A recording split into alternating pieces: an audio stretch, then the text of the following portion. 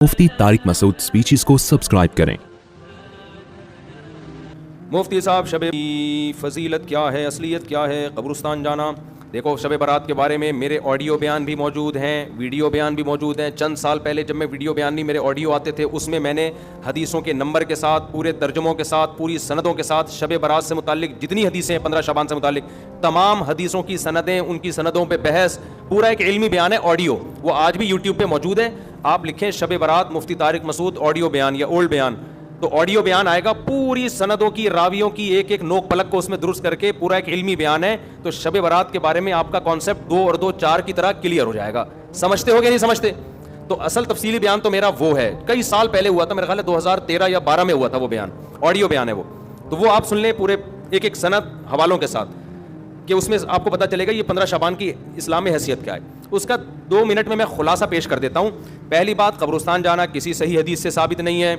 एक रिवायत है, सनद के लिहाज से इंतहाई कमज़ोर, और अगर मान लिया जाए तो ज़िंदगी में एक दफ़ा, हमारे यहाँ हर साल जाया जाता है, और वो भी नबी चुपके से गए, हमारे यहाँ जत्थों की शक्ल में जाया जाता है। तो ये सारी बिदात हैं। समझ में आ रही है बात? एक तो वो हदीस इंतहाई कमज़ोर है सनद के लिहाज से, उससे शरई मसला साबित नहीं होता। लिहाजा हमारी राय यही है कि 15 शाबान को कब्रिस्तान सवाब समझ के जाना बिदत अमल है, और सवाब समझे बगैर जाना बिदत की तायीद है। तो ना जाएं कब्रिस्तान। समझते हो? नहीं यार भाई, इनको रहने दो। मैं गला पागलों की तरह फाड़ रहा हूँ। मैं 3 दिन से बयानात करते करते ना गला बैठ गया मुझे।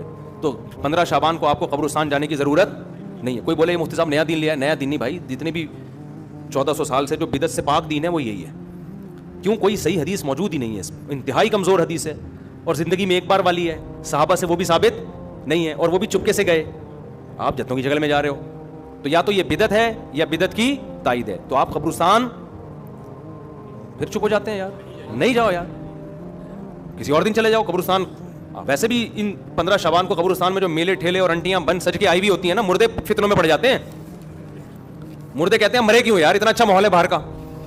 तो आजकल तो अंटियां ऐसे मेकअप करके और दुपट्टे, और फिर बंदे भी तैयार होके, एक एंटरटेनमेंट है वो कब्रिस्तान। वो कब्रिस्तान थोड़ी रहा है जो पहले हुआ करते थे। तो आजकल तो वैसे भी जाना जायज़ नहीं है। दूसरा काम, इस रात को लोग कहते हैं नहाओ धो और त्यौहार है। तो त्यौहार इस्लाम में दिन में होते हैं, रातों में। ईसाइयों के, हिंदुओं के त्यौहार हो सकते हैं, मुसलमानों के त्यौहार दिन की रोशनी में होते हैं। रात के अंधेरों में बोलो ना, नहीं होते। रातें इबादत की होती हैं। त्यौहार, नहाना धोना, अच्छे कपड़े, ये दिन के काम है। तो लिहाजा ये कोई भी नहीं है कि रात नहलाओ, नहा धो के और अच्छे अच्छे कपड़े पहनो। कोई मुस्तनद रिवायत नहीं है इस बारे में। तमीज से सो जाओ घर में जाके। और तीसरा काम क्या है? हलवा मांडा, हलवे मांडे पकाते हैं। तो जब त्यौहार ही नहीं है तो हलवे किस बात का भाई?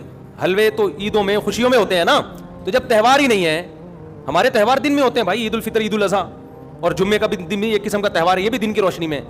तो आपने हलवे मांडे भी बोलो ना, नहीं। फिर इस रात को तकदीर के फैसले होते हैं। कुरान में साफ तौर पर है कि वो लैलतुल क़द्र में होते हैं, और हमने कुरान भी कब नाजिल किया? रमज़ान में और लैलतुल क़द्र में। बिल्कुल वाज़े कुरान की आयतें हैं। इसके मुकाबले में जो 15 शाबान वाली हदीसें हैं जिनमें आता है कि इस रात फैसले होते हैं, वो कुरान के मुकाबले में जानदार, सनद के लिहाज से मजबूत नहीं है। उनमें इतनी ताकत नहीं है कि कुरान की आयत को आप उसमें एडिशन कर दें। लिहाजा कुरान से वाज़े पता चलता है कि जो फैसले होते हैं साल भर के, वो शब क़द्र में होते हैं, जो रमज़ान में। और कुरान भी कब नाजिल हुआ? राजे दलील के लिहाज से राजे बात यही, अगरचे बाज़ उलमा ने वो भी लिखी, लेकिन राजे दलील के लिहाज से ये बात है। 3 बातें हो गई। चौथी बात है पटाखे। शब बारात के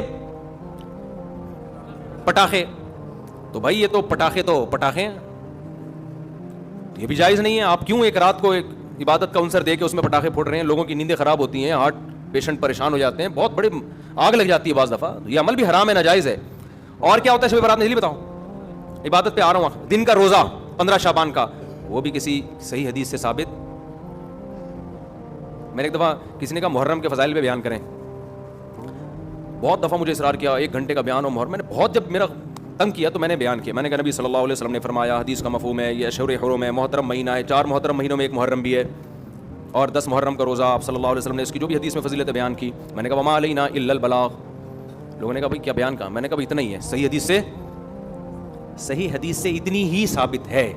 एक आध और हदीस होगी जो इस वक्त मेरे जहन में नहीं, इससे ज़्यादा मैंने कहा 1 घंटे का बयान हो नहीं सकता, कोई है ही नहीं।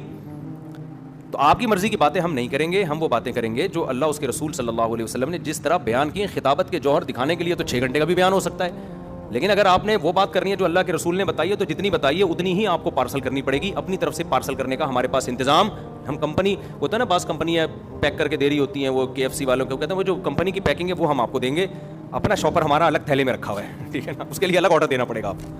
تو اگر اللہ رسول کی بات ہے تو بھائی اتنی ہے. تو اس لیے 15 شعبان کا جو روزہ ہے وہ بھی کسی صحیح حدیث سے ثابت بولو نہیں ہے.